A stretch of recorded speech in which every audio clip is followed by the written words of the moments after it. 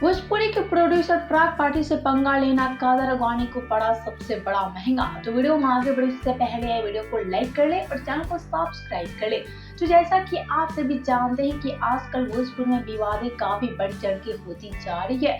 जी हाँ, कभी खेसारी चिंटू पांडे में विवादें नजर आ रही हैं तो कभी खेसारी पवन सिंह में, और ऐसे में खेसारी और पवन सिंह की विवाद तो भोजपुरी में काफी लंबी चलती आ रही है।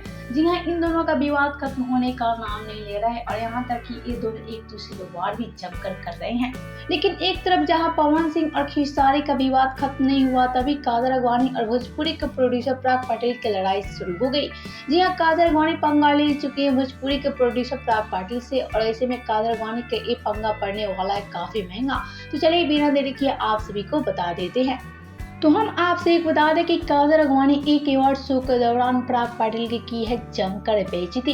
जी हाँ, एक अवार्ड शो के दौरान जैसे ही कादर अडवाणी को लिट्टी चोखा का अवार्ड मिला, उसके बाद से कादर अडवाणी काफी ज्यादा निराश थी। जी हाँ, कादर अडवाणी नहीं चाहती थी कि उनको इस फिल्म के लिए अवार्ड मिले, क्योंकि इस फिल्म में खेसारी कादर अडवाणी के साथ थे, और ऐसे में आजकल कादर अडवाणी और खेसारी की दुश्मनी तो सातवें आसमान पर है। लेकिन जैसे ही पराग पाटिल की बेइज्जती करती नजर आई कादर अडवाणी, उसके पास से पराग पाटिल कादर अडवाणी से काफी ज्यादा गुस्सा है, और एक तरफ पराग पाटिल ठान लिए हैं कि अब कादर अडवाणी को कोई फिल्म नहीं देने वाले हैं। लेकिन जैसे ही पराग पाटिल कादर अडवाणी को लेकर ऐसी फैसला लिए, उसके बाद से कादर अडवाणी काफी ज्यादा बेचैन है। जी हाँ, आज कादर अडवाणी भोजपुरी की सुपरस्टार बनी है, तो उसकी वजह है पराग पाटिल। वैसे तो आप सभी क्या कहना है इस न्यूज को लेकर हमें नीचे कमेंट बॉक्स में जरूर बताएं।